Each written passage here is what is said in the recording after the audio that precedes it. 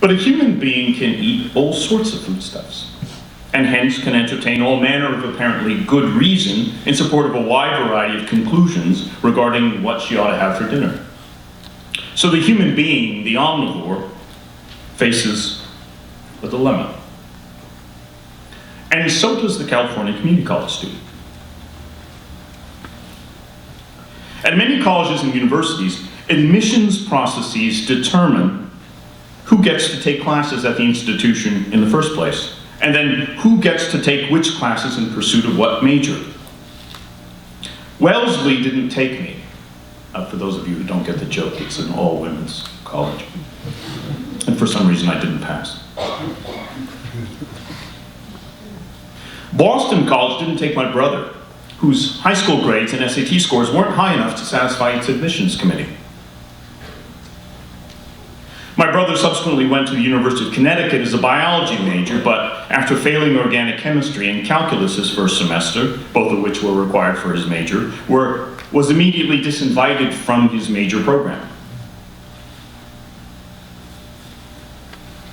He ended up amounting to nothing, by the way. He got a PhD in political science from the University of Southern California and is now a community college professor. This was, of course, in part his choice. But it was also in large part a matter of the relatively few choices that were given him, or that are given almost any student at the country's most prestigious colleges and universities. In fact, these institutions are prestigious in no small part because of their selectivity and their prescriptivity, the very small percentage of applicants they accept, and the extent to which they direct those applicants' educational choices. At risk of considerable oversimplification, students at, or seeking to be at these institutions, are metaphorical koala bears. They eat what they can because, with rare exception, they have few choices. Here at the community college, you're in a substantively different situation. You satisfied no entrance requirements to be here. You did, by the way, have to demonstrate an ability to benefit, or to be more careful, you had to not demonstrate an inability to benefit. Not, for example, present yourself to the college with a sufficiently severe developmental disability that would make it impossible for you to learn in an academic environment. But with that qualification aside, some would say technicality aside, it's fair to say that you satisfied no entrance requirements to be here. Just as McDonald's serves everyone with a few dollars, so does the California Community College. But we, unlike McDonald's, even offer service to those who can't afford it. Some institutions and organizations are metaphorical koala bears. Or, perhaps I should say, the metaphorical equivalent of koala bear evolutionary environments. They specialize in offering engineering programs to the exceptionally gifted, or train extraordinarily talented individuals in music and dance.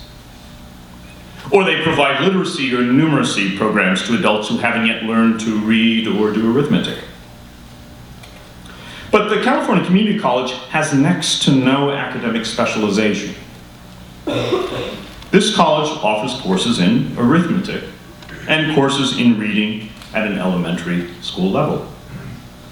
And it offers courses in calculus and courses in architecture as rigorous and as advanced as you'll find at any of the country's most elite undergraduate institutions, to which some of our students will transfer, and at which they'll go on to complete their bachelor's degrees, master's degrees, and doctoral degrees.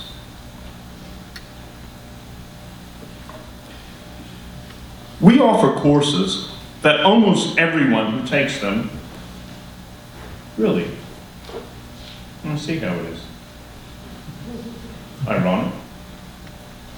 We offer courses that almost everyone who takes them will pass, and courses that half of the people who take them will fail. We offer courses in traditional academic subjects like history and philosophy on the one hand, and we offer courses in construction and automotive technology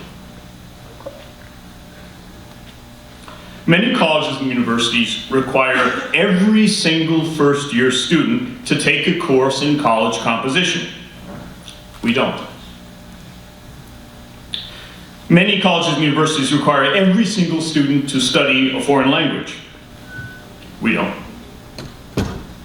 Many colleges and universities offer residential life and require their freshmen to live on campus.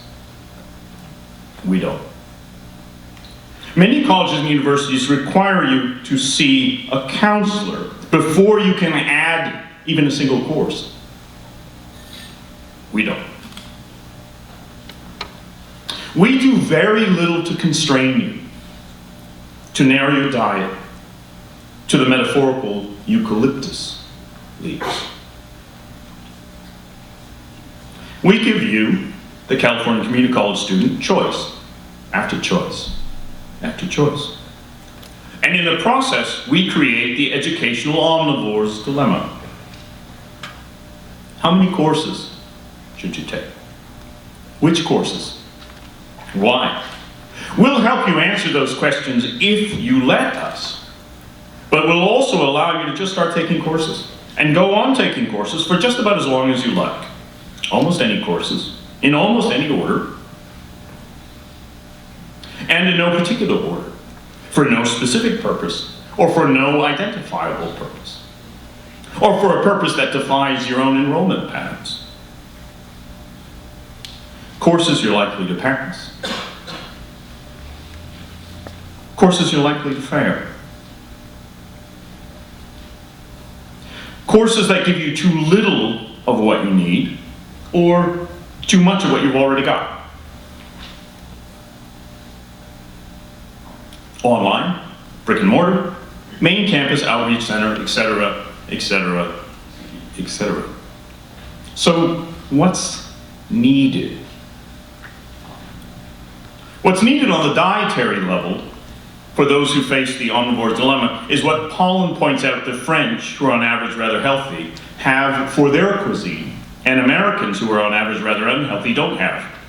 Clear and appropriate guidance from a clear and appropriate tradition.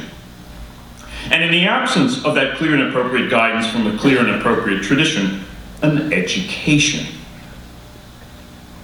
The ability to read a nutritional label, an understanding of how the body works, what supports it in working well, and what undermines its ability to work well. And what's needed in the educational realm is the same, mutatis mutandis, relevant changes having been made. What's needed in the educational realm is clear and appropriate guidance from a clear and appropriate tradition, the kind that we offer at this institution for our DOP students, or our Puente students, or our honors program students. But that's not readily available to the vast majority of our students. And so, in the absence of that clear and appropriate guidance from a clear and appropriate tradition, a meta-level education, an education in education, is what's needed. An education concerning the options you face. An education concerning the benefits and drawbacks of the various choices available to you. The ability to read what in the community college is analogous to the nutritional label. A course description, a syllabus, a catalog, an articulation agreement. Comments on Rate My Professor. An understanding of how the community college and its classes work. How to be well served by these, and how to avoid what undermines their ability to support your best interests. I see some of my current semester philosophy students here, and they can attest that at the start of the semester, I devoted a substantial portion of our first class meeting to the very basics, to explaining what a unit is in the sense in which most lecture classes are 3 units. To explaining what it is for a class to be UC CSU transferable.